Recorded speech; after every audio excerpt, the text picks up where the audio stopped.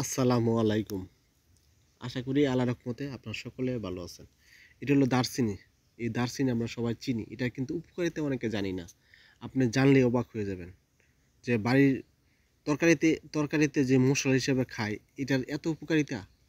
Video দেখেন, দেখলে সহজে বুঝতে পারবেন, এটার উপকারিতা জানতে পারবেন। এটা হলো আপনার এই দারচিনি খেলে আপনার শরীরে অ্যালার্জি একদম স্থায়ীভাবে দূর করতে পারবেন। এই দারচিনি খেলে আপনার শরীর শক্তি বাড়াতে পারবেন।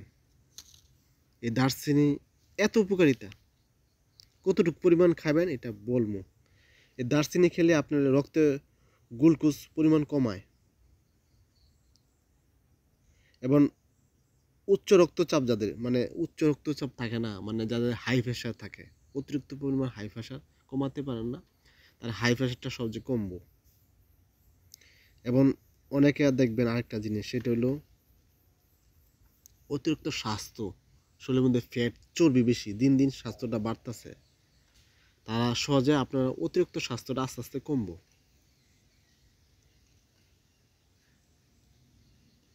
এবং আরও আরও উপকারিতা আছে, যেরকম দেখবেন মানুষের বিভিন্ন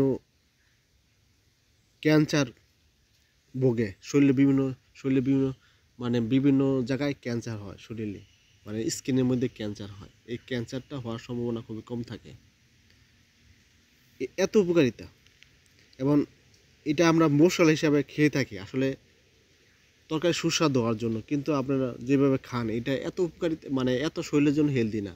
আমি যেভাবে বলবো সেটা সবচেয়ে বেশি হেলদি হবে। কিভাবে আমি বলি, আপনারা ভিডিও দেখেন, দেখলে বুঝতে পারবেন কীভাবে খাইলে সবচেয়ে উপকার হবে।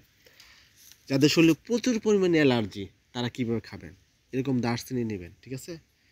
এই দারচিনি সংগ্রহ করে এটা পাউডার করবেন। পাউডার কতটুকু করবেন, আপনারা 1.5 চামচ বা 1 চামচ পরিমাণ পাউডার নেবেন।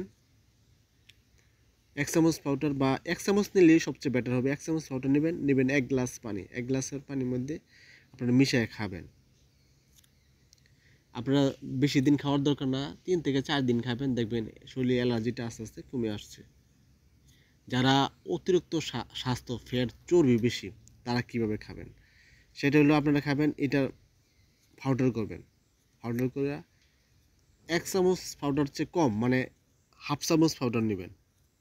পাউডার নিয়ে নর্মাল পানিতে এটা মিশিয়ে খাবেন। 1 গ্লাস নর্মাল পানিতে মিশিয়ে খাবেন, দেখবেন শরীরে অতিরিক্ত ফ্যাট চর্বিটা আস্তে আস্তে কমবো।